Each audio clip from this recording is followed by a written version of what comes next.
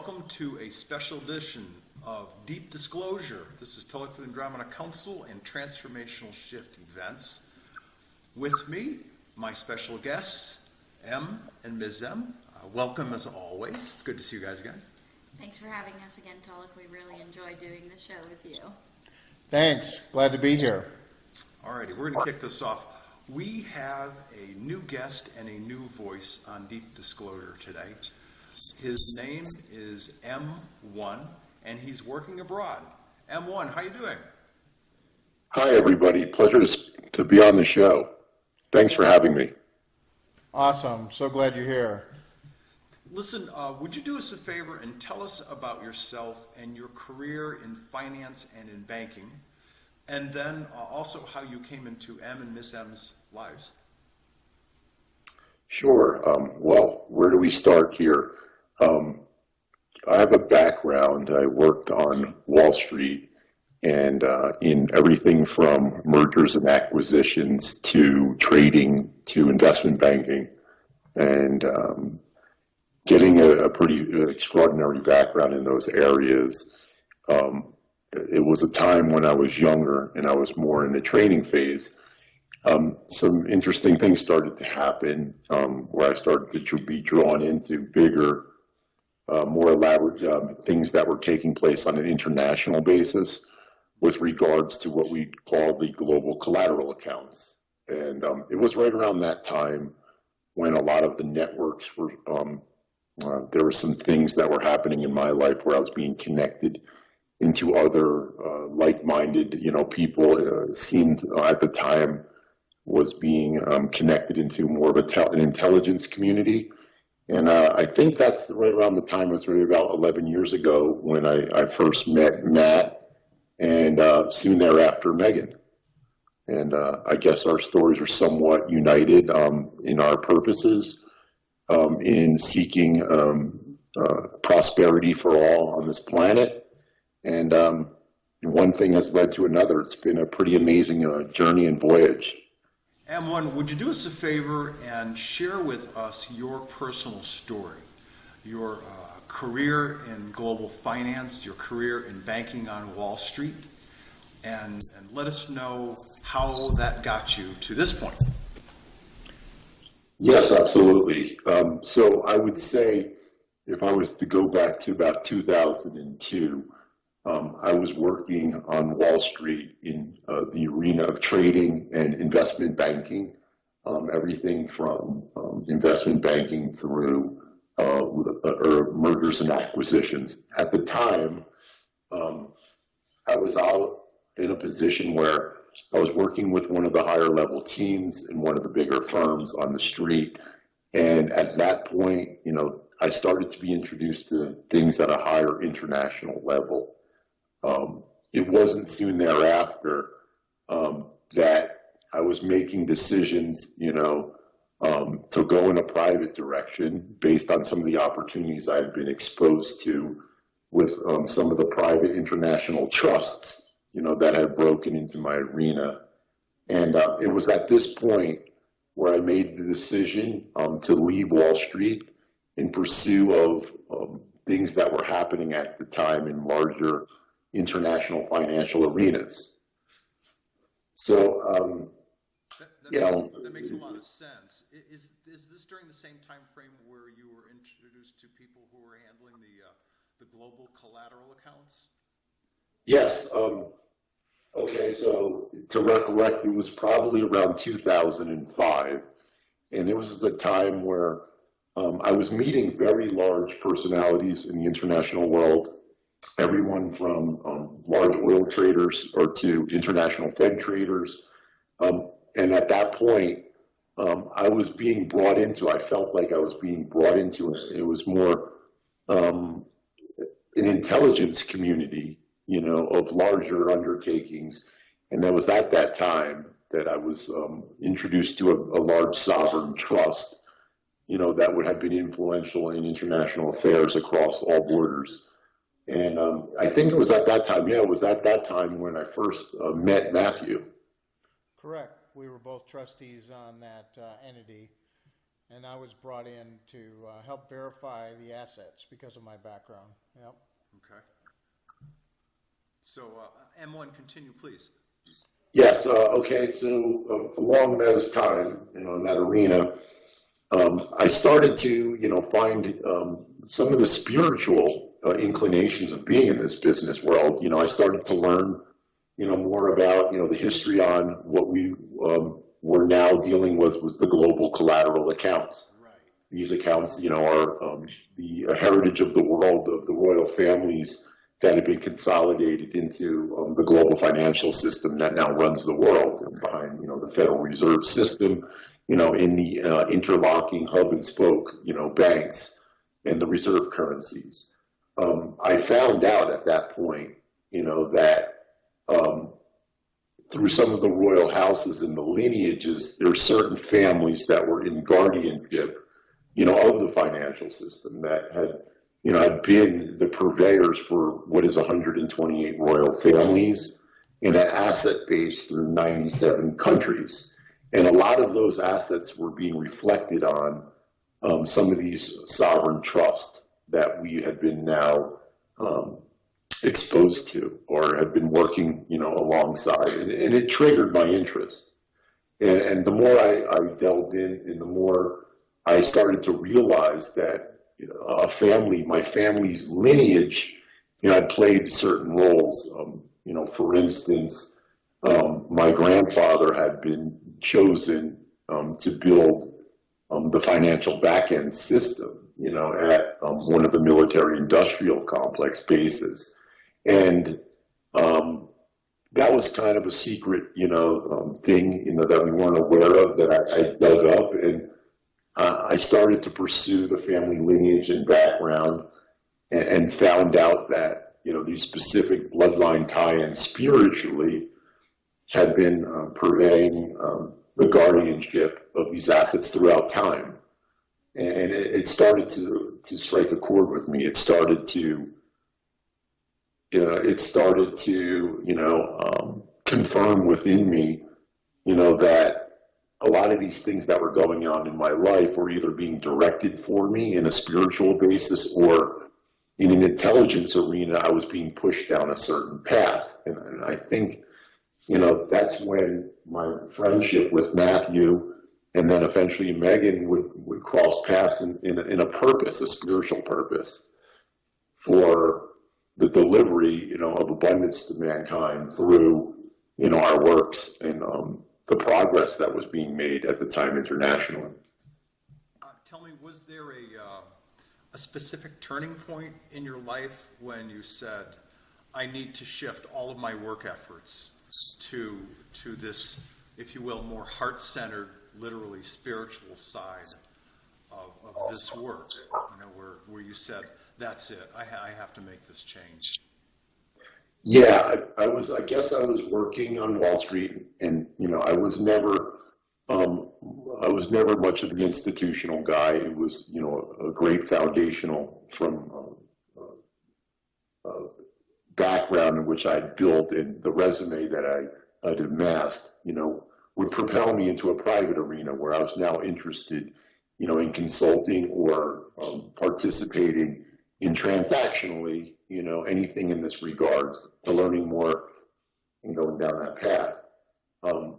There was, some things that happened, divinely in my life at that point that told me that this is where I need to refocus my attention, and that this is where I would serve.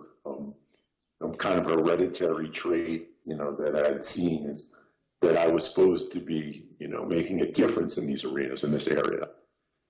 So at that point, more and more my focus started to shift into learning, the wisdoms and the knowledge and wisdom schools of these assets and the history behind, what had taken place and how to make, effective changes and be a part of the impact in the part of the change in which we were heading.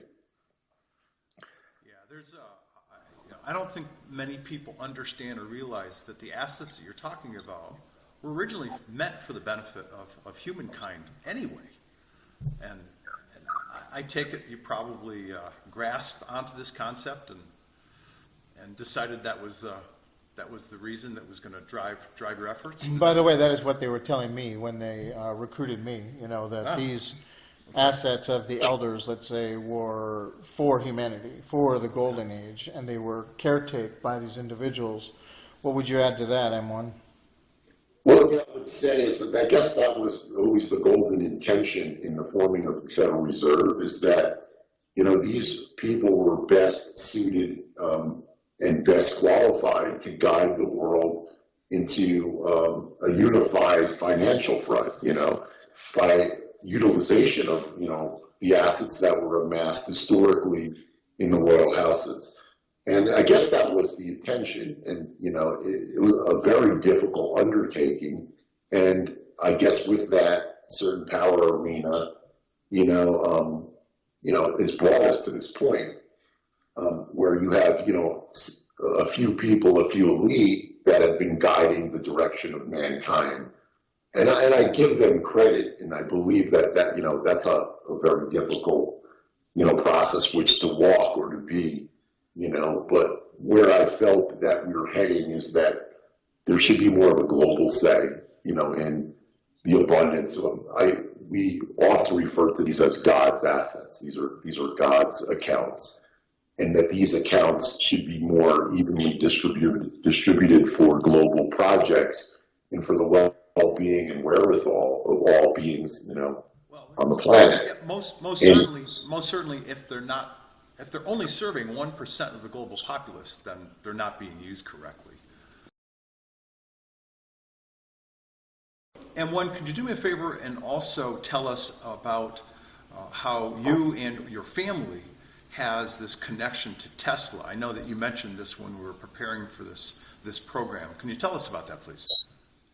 Yes, it was around that time when I was going through a lot that I learned that our family hereditary, has something to do or played a role in the history here in the U.S. of establishing the financial system. So I found out at that time, I was aware of it, but I connected the dots. My grandfather, being born on Malta, he had migrated with his father to the United States in the early part of the century. And, at that time, my great-grandfather was working as a scientist in New York, and he was collaborating. I found this out, probably a couple years later, that he had been working and cooperating with Tesla, and also was a very dear, close partner and collaborator with Marconi.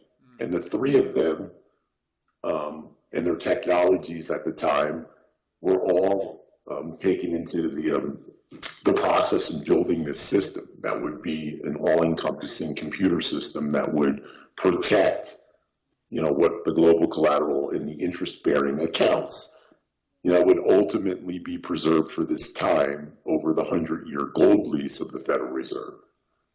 So with that said, it was at that point that I realized that, through the relationships of my great-grandfather and my grandfather, my grandfather's work would have started at the base in his 20s in the architecture of that system, to protect those assets, so that similar to what people would call a crypto system today, or a quantum, financial, at the time, there was more elaborate computers than people believed or would imagine at the military-industrial complex. And that computer system would eventually protect and house the gold from the 128 royal families and the collaborative interest-bearing accounts, which we refer to as the global collateral accounts. Right. So when I found that out, I found very close and compelled to similar work of my grandfather and to carry on his legacy. And this actually is the subject that brought our partnership into a more solid place, because it was during a reading that I performed for M1 that this relationship and the depth of it was made more clear. Do you want to elaborate on that, M1? Yeah. Megan, can you repeat that question? I'm sorry, the sound quality wasn't quite great. How Can did you repeat? Megan enhance the clarity around that subject?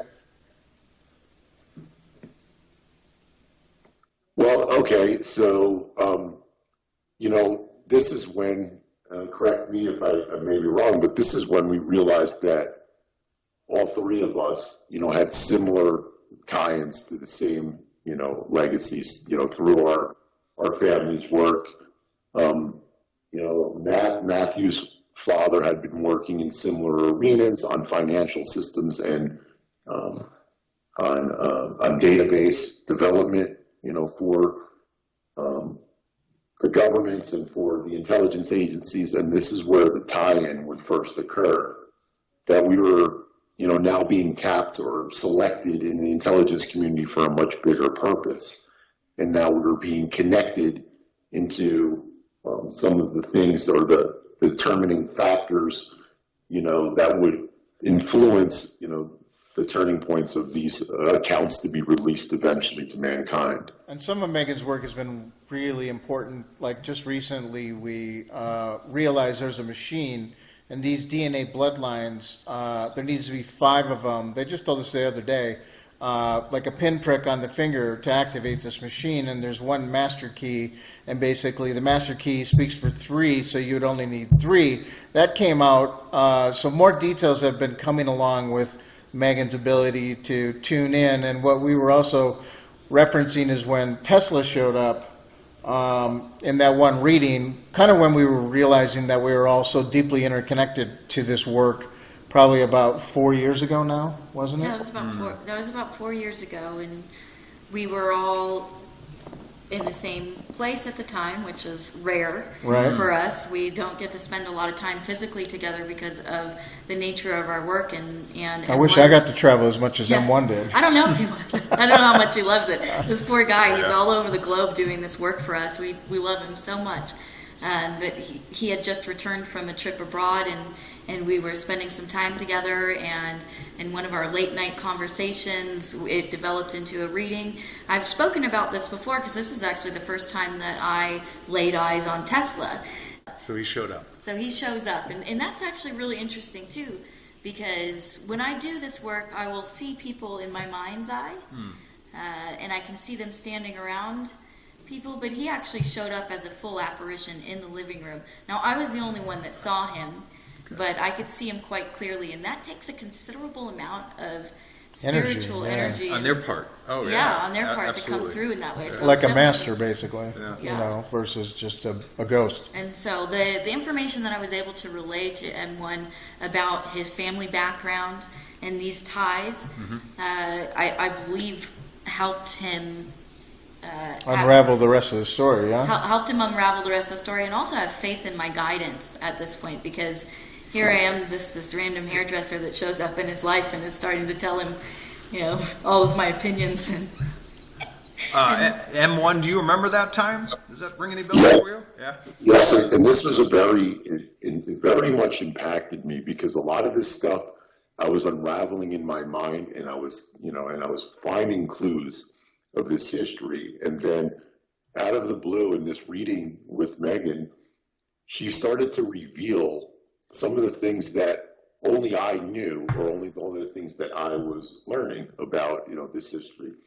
So it served as a major confirmation, almost like a slap in the, a slap in the face, reality, whoa, this is all more relevant than I even, believed. I was just searching for, history and pieces and bits, and now this connected everything, in this reading. And now I realized that, not only was my grandfather relevantly doing this work, but that he was now coming through to speak with me, and my life purpose was a continuation of his. And I remember at the time, Megan, you telling me that he's very proud of what I've been doing and continuing in his legacy, and that I'm doing well, and that keep moving forward, because the purpose, I had a very large purpose,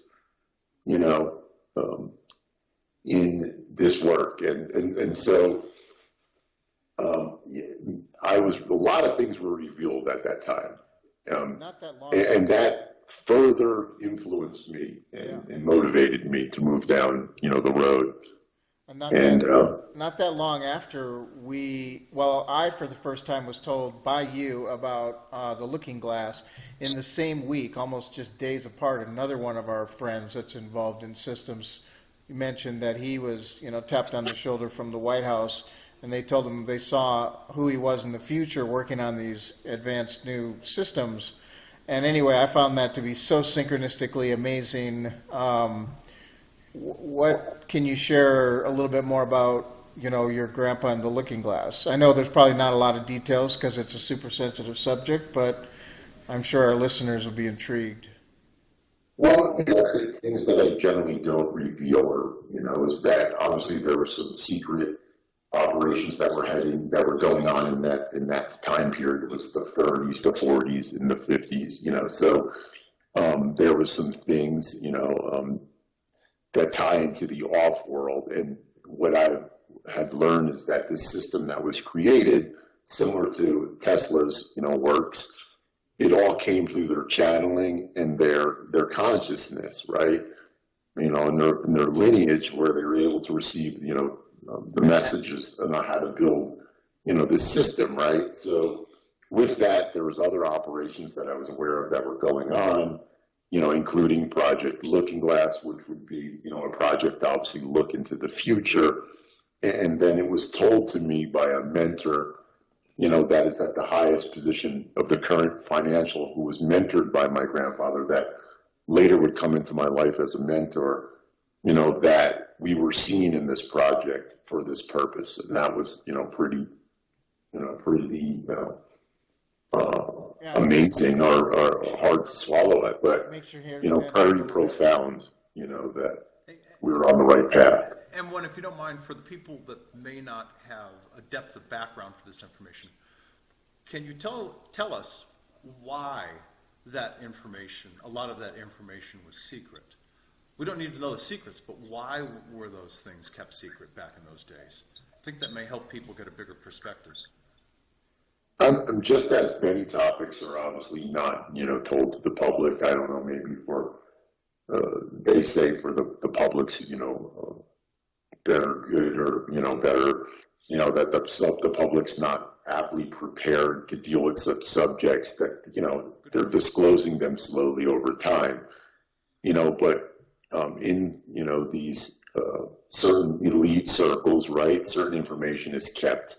And I guess that's in their best interest to do that. But we don't necessarily feel as if, at this time that, people need to know and be a part, of the macrocosm of wisdom that is available, that those higher intelligence clearances would only be accessed by, those in the military industrial complex or those at the base. But obviously the integrity of this system was also affected by, the off world.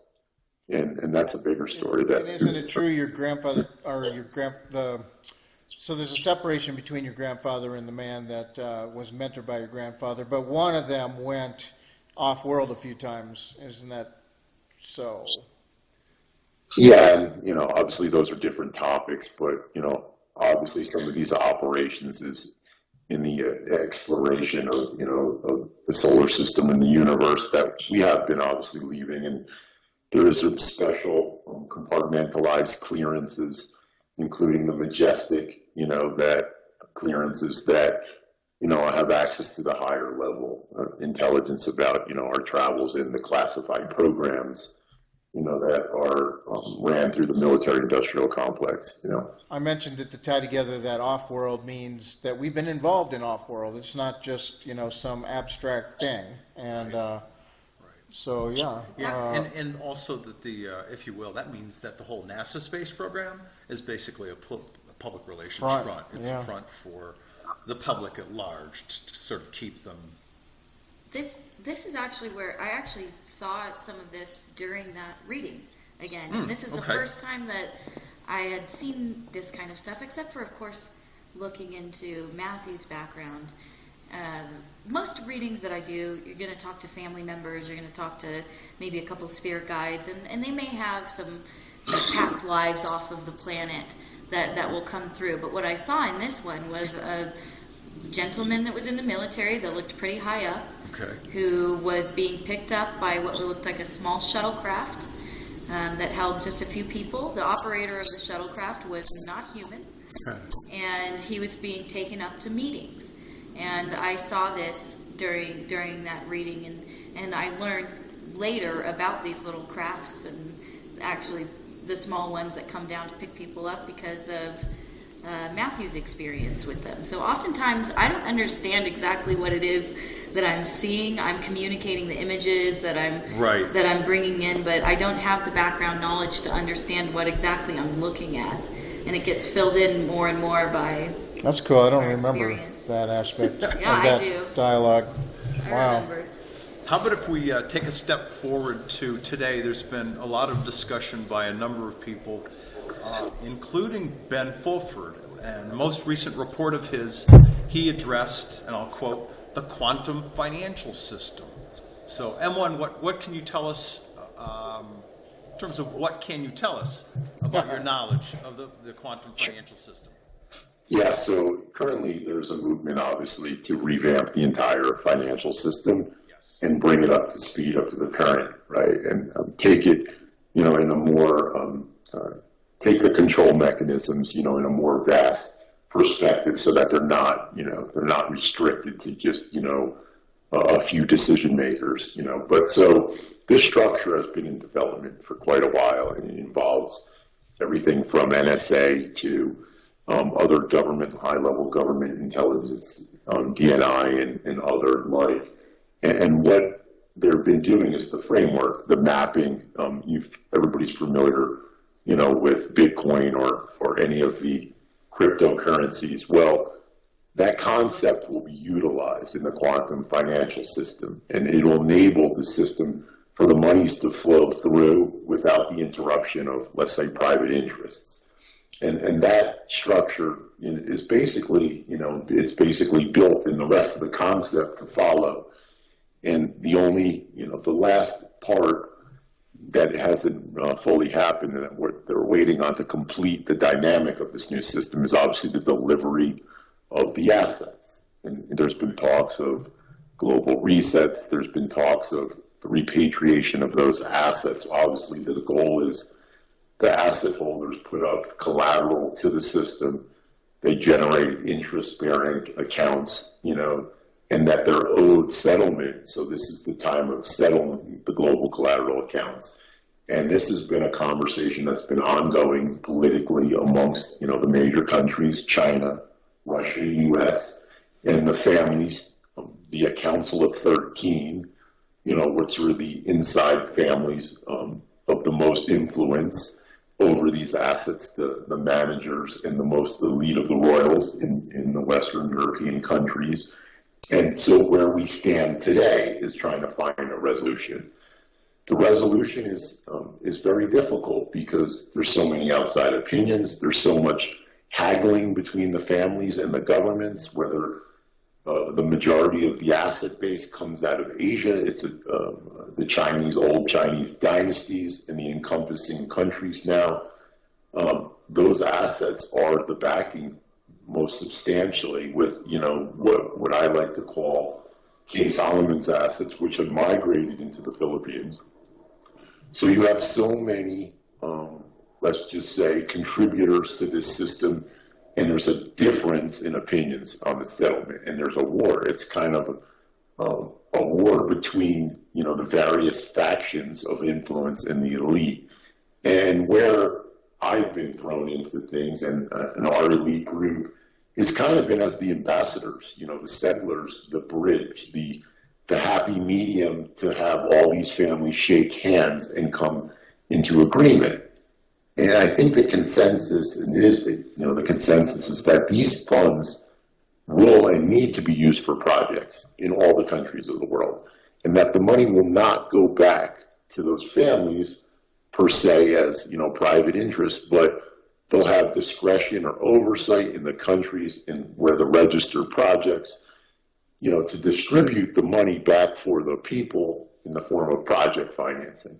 There's been a big misunderstanding or misinformation in regards to, what has been reported with these public RVs, that the people are going to get these huge redemptions of their private, IQD, Iraqi dinar, Zimbabwe, or historical bonds. The reality, those are all part of the global collateral wealth, right, that is held by the custody holders, the beneficiary families. Some of this has been war loot. Some of this has, fell privately into people's hands. But it has to be consolidated, with great organization so that the funds, they cannot flow down to the individuals, per se, because that would crush and dilute the market and the economy of the currencies. So the monies have to flow in an orderly fashion and find themselves in the projects of the countries, and that's where every person, that is a part of this movement can really make an impact by creating something or producing something in the form of a project, a technology, a life purpose. These monies, it's our goal to have these monies readily available for all those like-minded light workers that are here in this time to see the prosperity of Earth. So that's a long topic, but that's the general principle, of where we're heading, and it just needs, it's a constant massaging. There's a lot of egos, there's a lot of power, desire for, control or to maintain control in the world, and all that stuff over time is being balanced, into wholeness. So I guess this is our journey. This is our purpose, to be, part of that solution. So, M1, we've discussed the topic of new U.S. Treasury based asset-backed currencies being issued and cash boxes. What have you heard recently? Yeah, well, good question there, Tolec. Right now, where we're heading in the financial system is obviously the talks of a new gold-backed currency. Right. And the new initiatives are going to be spearheaded by the Treasury going forward, where in the past the currency was issued by the Federal Reserve.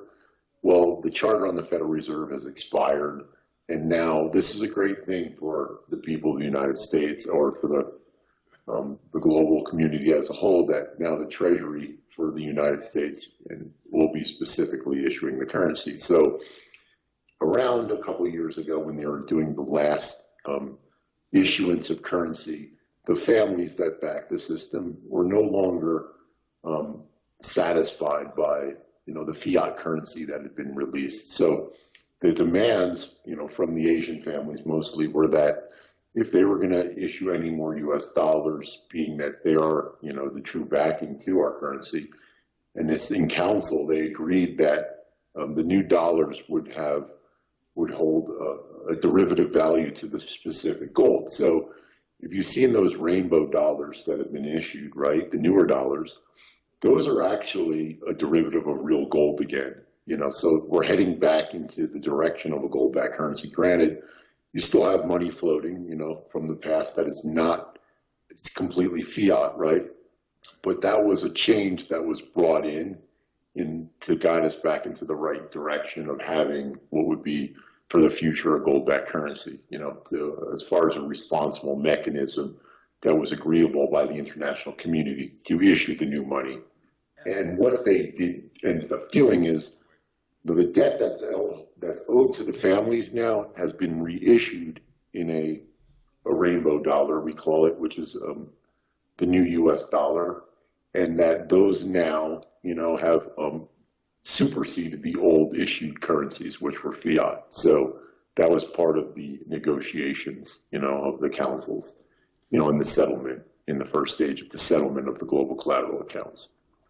So you're talking about yet to be released currency that's been produced that says U.S. Treasury on it and not Federal Reserve note.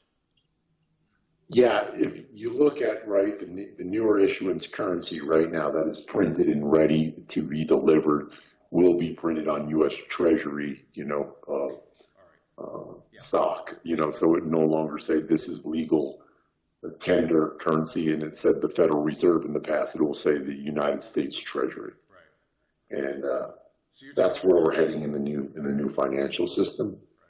Is for the Treasury to stand accountable for the issuance of the currency, which is a major change because most people aren't realize that the Federal Reserve obviously is a private, it's a private interest entity, let's just say, and it wasn't the government. It was made to look like it was the government issued, but it was a private group of, of the elite, that basically were issuing the currency and that were in control of those decisions. So it's a step in the right direction. It still needs a lot of work because the same powers are still of influence in the Treasury, but eventually it'll give a proper representation of the money of the land back, to the representation of the people, of the country, So we're making progress there. That's a very good thing. In the future, the goal is to go on a completely gold-backed currency. So there's accountability in issuing the money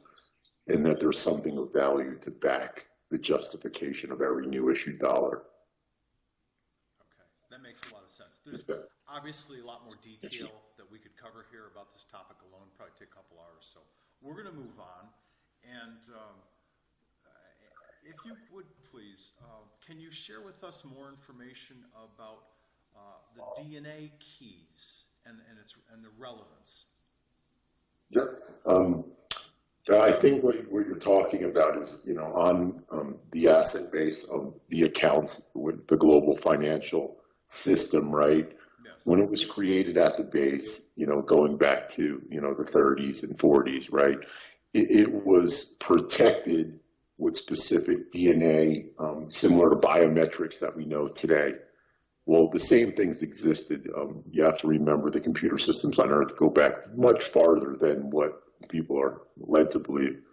But the biometrics at the time enabled, the keys of, specific bloodlines, and they're influenced, honestly, through spiritual lines that would be the purveyors or the protectors of the system. So these specific key holders, right, those that we've been in search of, those that are in our grouping, in our team, a lot of the union of the association that have been connected through our purpose of our work, they all serve as, those specific keys or combinations, so in order to open up the financial system, to move those assets, the delivery of the assets, Okay. For the prosperity or for the resetting of the system would require those specific lock and keys. The keys are the family members, the locks are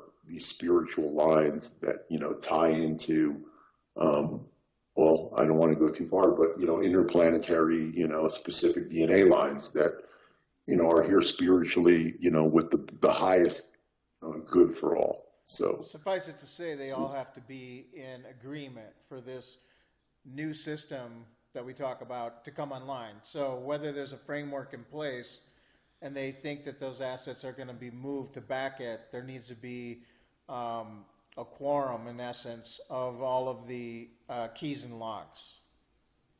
yes, that is correct. And some of these individuals will serve as the stewards, on some of the deposit accounts. And then others are locks to allow for the movement. So given the right people are present, and then the way the system works, it goes off of blood type, that if the right keys are present, like the right combinations, then the gates will open in order for the funds to flow. And that's, why there hasn't been, success to this point. Is the reality is that some of the players in power, have liked to have, taken all of the power and have been the sole decision makers over these initiatives, but they can't. It's just, as fate would have it, they're not the key holders. They're not, they're not the proper combinations to open the gateways. And there's a lot of people that hope next week there's an 800 number released. We kind of chuckle about that, quite frankly, because if the elder that believes they want to fulfill that obligation and move some money, was able to, it lands in a Federal Reserve system until this is done anyway. That's right. And it could be completely stolen. There's so many problems. What are your thoughts on the problems of triggering? I know you mentioned earlier the devaluation of a country, but what other things come to mind? Well, yeah, that's a very good point, Matt. And the reality is, so in the past there has been, some of the system heads, that had these authorities, that it was all done in council to move these funds. And when they flow into the banking system, the banks are controlled by specific families, right? That have holding a lot of the power. And so they have an oversight when the funds land to restrict them, hold them. And a lot of that has been done over time with the systems, the law systems that have been affected, to basically give them discretion, to have excuses to take the monies or move the monies in their own system. So their own, now we're talking about the banking, the physical, lower level banks themselves. So that's the problem, is that there's been a little bit of a headbang, a little war, over, if we release these assets, are they going to be appropriated right, and not be hijacked or taken for private interest, of the elite. So there's been a lack of trust, over the years. In the first dry run that NISERA, they tried to do this as a dry run in 2007 under the NISERA program, and they were releasing a finite amount of these assets, and they never made it to where they were supposed to be for the projects because they got gobbled up by those elite bankers, that basically pocketed for their own initiatives and agendas, which weren't in line with the original agreement. Their power such that they were able to dominate, those transactions for their own benefit. So we're trying to steer away from that, and trying to, get everybody, either, by leverage or by negotiation or by cooperative agreement of power to come into terms and unity.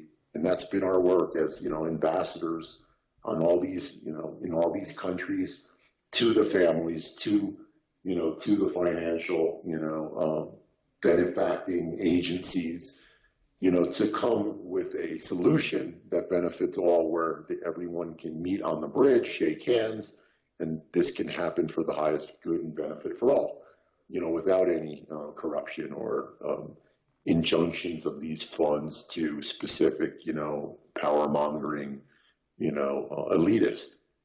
Right. So Wouldn't equity in the solution make a lot of sense, so that all of the powers at the table, if you will, that there's equity in distribution?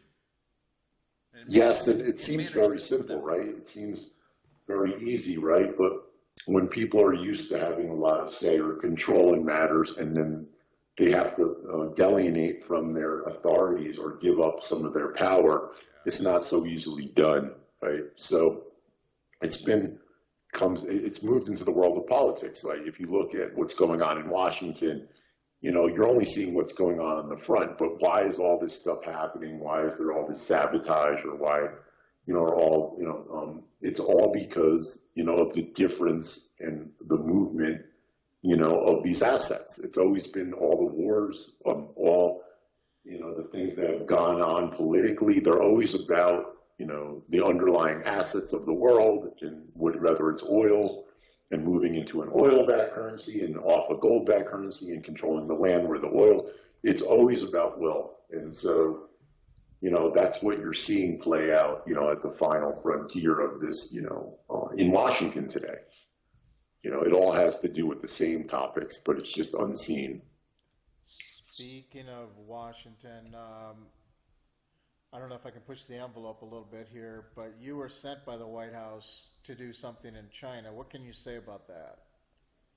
Yes, I guess if we go back 5 or 6 years when these conversations were first ramping up, I was sent as an envoy and an ambassador on a specific trust.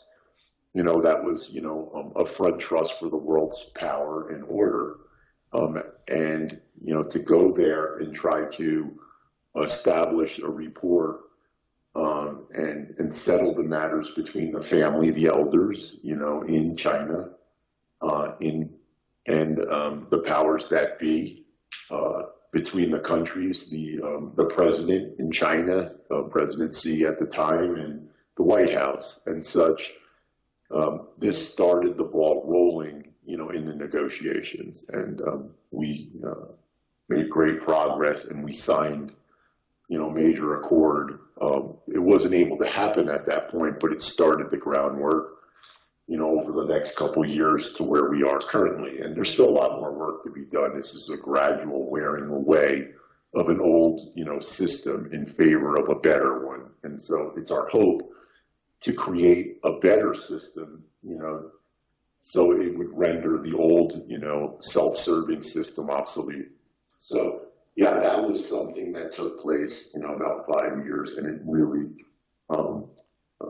really steadfasted us into getting into unity between, the factions in China, the families, the governments between China and the United States, which, are sometimes in, let's say, disagreement about how these assets, should be settled. We didn't hear about that in the news. Or I know Ben Fulford talks to you also. We didn't hear it from Ben either. So these are the kinds of things that are happening behind the scenes. There are often things that are occurring that are designed to help the greater unfoldment that, we can't talk about operations that are going on. We've told you this before, but we're really thrilled to be able to bring you, the deep disclosure from the deep voice over Skype. And I know that Ben has been trying to extract some information out of you. What can you tell us? Well, in my work, I think it's best served, that for the most part that I've always remained very quiet. In this business, there's two parts of the business, right? You want the world to be, consciously aware, and that creates the manifestation of moving, us into the golden age. But at the same time, my work had been concentrated in very private matters. So, this might be the first time that I'm making any disclosures. It was always best served to do my business quietly and not ruffle any feathers and make any problems, for anyone's involved in those. But now it's a different time, and we're heading towards the settlement and conclusion of these matters. And with, much hesitation that, I'm exposing some of these things today, Well, and for part the of first time. what Deep Disclosure is designed to do is to inform people of the truth. We want to create a vortex of positive change. We would like to have you align with the type of information that we know is making change. The more people that align with the truth, the more we manifest that collectively into our reality faster and faster. And so that's why we do what we do. Yeah, we're definitely putting ourselves at risk continually by coming out and sharing this information, and also bringing you new insight and new voices within our organization. We really do want everyone to know the truth. We want to operate in transparency. We want to operate in integrity and with honesty. And so sometimes that means putting ourselves at risk to share a little bit about what we're doing. Yeah. So we're going to change gears right now and redirect the conversation over to Ms. M. Megan. You've said that 2019 will be a year of significant economic improvement, right? So let's talk about that, jobs, a low unemployment rate, and other topics. Yeah, so the Galactics indicated to me last year that we would have an economic boom this year, and it would be peaking or spiking around mid-year. And just checking in and following up with all of that, we are seeing a lot of economic growth going on in this country. We're doing better economically than we have in a very long time. Our unemployment rates are lower, new jobs are being created, manufacturing's coming back to the United States. we're really seeing some improvement. We're definitely seeing a lot of economic improvement in the more minority demographics as well, which is fantastic. It shows that our president really is dedicated to helping everyone and all Americans, and it's not just about a specific ethnic group that he's interested in helping. So that's really fantastic. So yeah, we're continuing to see that, which is on track, and he's continuing to have a lot of victories.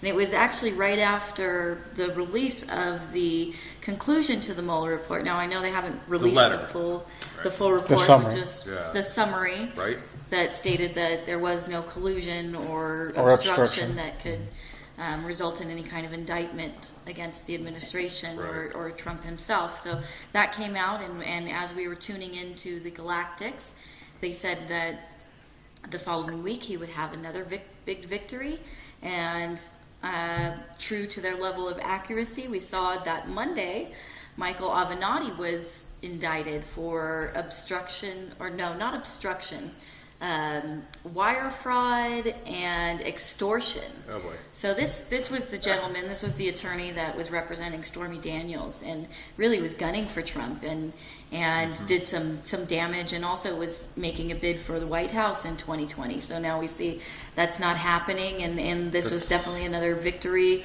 under the belt of Trump, more vindication that he is in fact telling the truth. And his administration really is helping our country get to where it should be. Right. So that's exciting. His promise to help dismantle a deep state and Yes. to drain the swamp. Remember his early election promises? Yes, Yeah. and he is doing it. It may not be to everybody's liking or to the speed that they'd like to see some of this stuff clean up. However, it is happening, and we have to celebrate these little victories every time they come. They also said there's going to be a big reveal coming up. I know you don't like to really tell the details until they happen, but we're pulling on your thread to kind of, the accuracy's been proven. So, well, there was an indication that the release of this report would be beneficial to helping dismantle the deep state. So it would be the first time that in a non-conspiracy type format, and something that could be believed as credible, that this investigation that took place would actually incriminate the people that were pushing for it instead of the people that they were trying to take down. So while Trump and his administration were not involved in collusion or obstruction, we will see with the release of this report that the oppositional forces were in fact involved with that. And so this can help to sway the public opinion and start to reveal more of the truth. We're already seeing, after the release of the summary, the ratings for the biased left-wing media go down. People are starting to hear and starting to understand that they may have been lied to for the last 2.5 years and longer. Or longer. Right. I.e. CNN and all of the other quote-unquote fake news outlets. Yes. What about on a more energetic front, the energy wave that washed across the planet during the spring solstice, these kinds of topics? Yeah, I'm sure you guys were feeling it. We were feeling it really intensely. Pretty intense, yeah. Not sleeping, just tired and wired, and high intense energies. And there was a massive spike in the Schumann resonance around the 16th of March, just prior to the equinox, where it went up to 130, which is the highest I've heard of it going. I mean, the meter that reads it was just completely white. So usually you see all these colored lines. I was back east during that time, and for like 5 or 6 straight nights, I was up 3:30, 4:35 in the morning, like wide. the highest before this was like 99. It was spiked, just briefly to 99. So this was like a solid bar of really high. Give people an explanation for all those people that weren't sleeping during that spring equinox time frame. Well, again, I just want to remind people that there are physical symptoms that come along with these things that are happening, and it's important to remember those, because you might think that you're having maybe heart palpitations or high blood pressure or nausea or fatigue, when really these things are happening because of the intense energy. We're getting muscle stiff soreness and sometimes a little bit of confusion, not being able to complete your thoughts, not being able to communicate really easily because of this high energy. And I want to also point out that they're predicting another massive wave coming in May. This may be the big one, this may not be the big one, but they are growing in intensity, and the more that we can get ourselves ready to receive these, the more that we can benefit from the higher energy that's coming through. So not only are they pushing us physically and emotionally, but they're also pushing us psychically and spiritually, where more of ourselves are being integrated as we get to this higher frequency. So that's a really amazing part of what's going on. We were having a conversation recently about your team that's out there and the work that it's doing. Can you share with us what's going on? At least to the degree that you can share what's going on. Well, yeah, certainly we're making a lot of progress. You know, we're running multiple things simultaneously. So while we're developing the sovereign bank and the cryptocurrencies, and more people are joining us that have pieces of the puzzle, we're also involved in, as a matter of fact, some private big box sales directly to some Iraqi generals. So we'll let you know how that goes. That could be an indication of some things to come, because you know there is value in some of those original boxes because they were backed by gold and reserves, and don't forget there were many quadrillion that were counterfeit. You're talking about counterfeit new dinar sales? No. Okay. Original boxes, unopened boxes Right. of IQD. So you know, we're holding a few of those, and we're going to see what we can do with them. But anyway, what else? We have like 5 things right now that are going on a private level for getting some initial release that we can, you know, begin to get some projects underway. And, you know, we want to encourage everybody to not only use the new website where we're collecting more information, but you know, we've told people if you don't have a project, definitely get your skill set input, Right. because when we begin to fund projects, and we are doing a couple here in Sedona, Sedona will be the first place where we want to implement the healing center and a few other things. We'll search the database for, you know, electricians or, you know, whatever we need. Oh, sure. But let's see what else we have.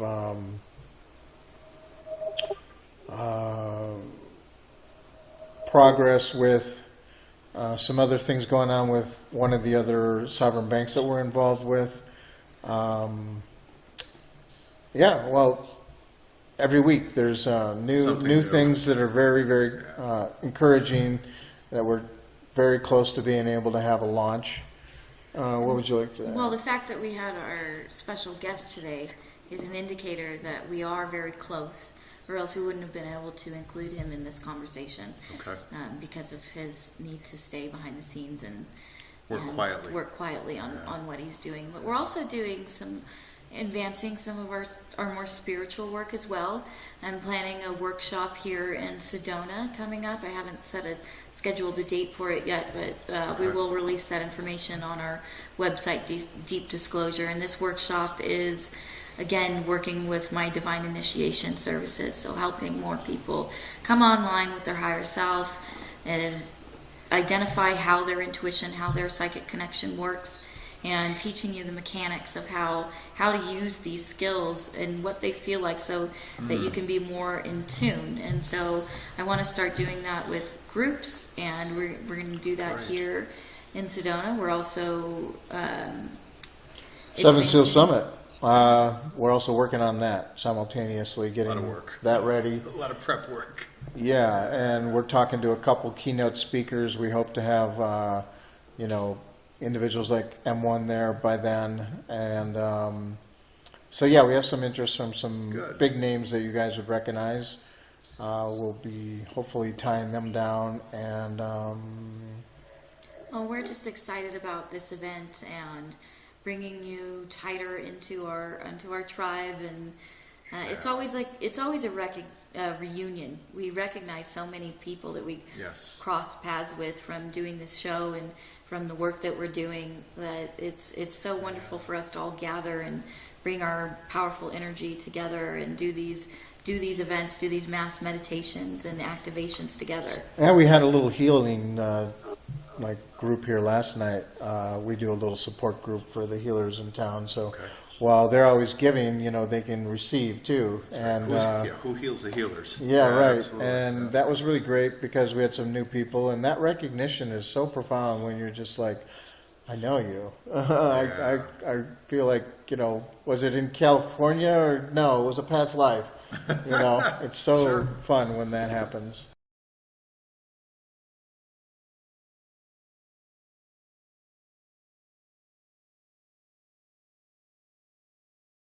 You mentioned just in the past few moments M1's name, and I thought it'd bring up his experience with your seventh seal.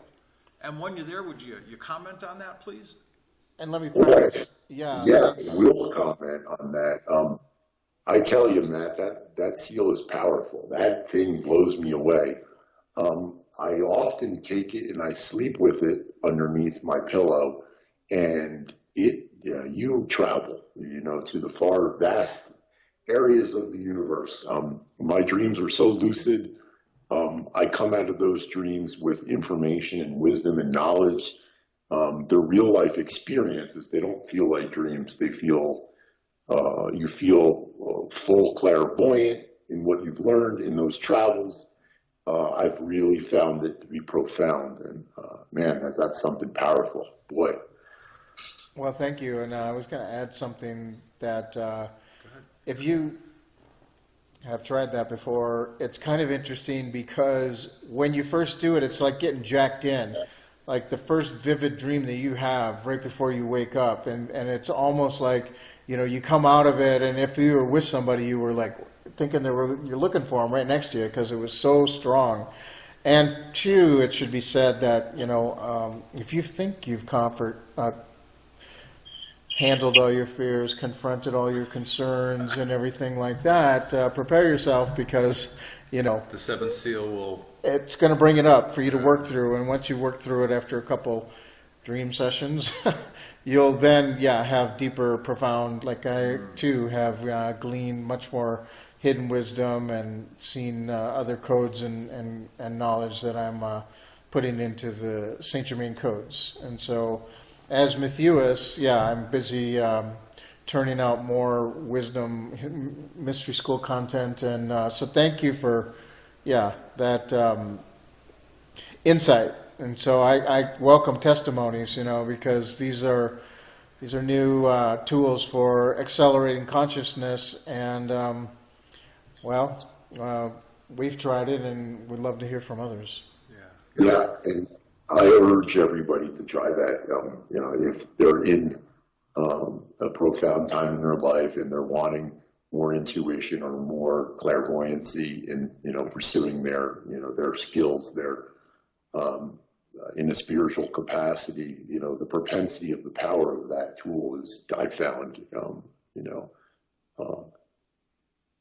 of the highest, caliber. I mean, it really intensifies, the level of intuition that you would have in these areas. So thanks, brother, for that, You're and welcome. for sharing that with me. Yeah, you're very welcome. Well, M1, thanks for joining us. We really appreciate it. Thanks for all of the insight and information that you shared with us. Before we go, I know that you had said that you wanted to say something about what people can do to help. Would you let them know? Yes, this is a very important topic, and Tolec, thank you for bringing that up. This is a combined effort, and a lot of us have, played, some of the front roles. I've put a good part of our, last 15 years, into this, but like any movement, right, it requires all the right, pieces. As I see, there is 144,000 light workers here today, and everyone, has skills that no one else has, like puzzle pieces that cannot be replaced. And it's when we unite, it's when we're all together And, it's that magic that occurs, by all the supplements being a whole. And so I urge everybody, that all the listeners here, or anyone that can get involved or wants to be involved, to basically to reach out. I would say Matthew and Megan are two very important people that connect into this movement. Their goal obviously is connecting all like-minded people in this movement, of spirit in the best, cause of events for the world as a whole. So every person, should feel a part of this movement, and whether you're doing something little or big, it all is part of the whole. So I urge everyone to see how they can get involved and to connect and network and join Matt and Megan in Sedona. I have grasped that, over the last few years, the power in the many, in the power of the uniting of all. So well, that's the way. Hopefully we can get you out here in July and be a part of this, meeting all these Super Soul family members. And yeah, thanks so much. And because our doors are always open, to those that feel the call, or, the beacon. A lot of people are being led here. And so, we want to, too bad we can't put up a billboard, welcome home, and we'll plug you into your tribe. So we'll work on some aspect that'll be a way to guide people in. And what do you think? Well, again, I do get this question a lot because I get to talk to a lot of you through doing the readings that I do. And so we get some one-on-one contact, and a big question is always, how can I participate? How can I be a part of this movement? What can I do? And unfortunately, some of the stuff that we do is obviously very specialized, and it's, I can't get up and do the programming that we need to do to get our system off the ground, but I can contribute in other ways. And so one of the ways that you can contribute is just believing, having faith, having hope, holding the mantle for this new world, being a part of our vortex of positive manifestation, and also freeing yourselves, trading your victim hat for your victor hat, manifesting the reality that you want, and standing up and stepping out of the matrix on your own. These things, the more of you that believe in a brighter future, the more of you that liberate yourselves individually, the more space we make for others to join us on this journey. And so sometimes your personal liberation and your personal choices and choosing the path that gives you passion, that brings you joy, and really enjoying your life is a way to create a better world for all of us. And so even though we can't all be sitting in the banking meetings, we can all push the conscious collective into a better place. And thank you for everyone that tunes in on the 22nd, because that builds the vortex. It amplifies the grid, and that is one thing that helps. The more people that we have aligned with the intent, the stronger it all becomes. So if as we wrap here, for people that want to learn more about you and your efforts and all the work that you're doing, your websites and your email addresses? You can reach me on divinemsm.com. That's divinemsm.com. And there you can get my email address and my phone number to either text me or email me with a request to book an appointment. We also have deepdisclosure.com, where we put up updates and all of our guest appearances, and you can find links to our database and just get more general information about us. And then, of course, Matthias has his own website. 7 Seal Codes, that's number 7sealcodes.com. Where you can get some of your 7 Seal merchandise and learn more about what it is that he's doing, and view some of the other amazing content that he's creating. Which is on YouTube, and that's Matthias Imhotep. That'd be a / after youtube.com. Okay. And then, of course, I have my Patreon thing that I started, where I'm releasing the Saint Germain Codes. It's a 7-episode series where I'm really going deep down the rabbit hole on deep in detail. How these codes were hidden in the English language. It's truly amazing. And of course, we'd love to see all of you in July tickets are selling already. We're excited about Hey. that. You can go to the 7thsealsummit.com to purchase your tickets. That's the number 7, thsealsummit.com to get tickets and more event details. Okay. Yeah. So, thank you for joining us.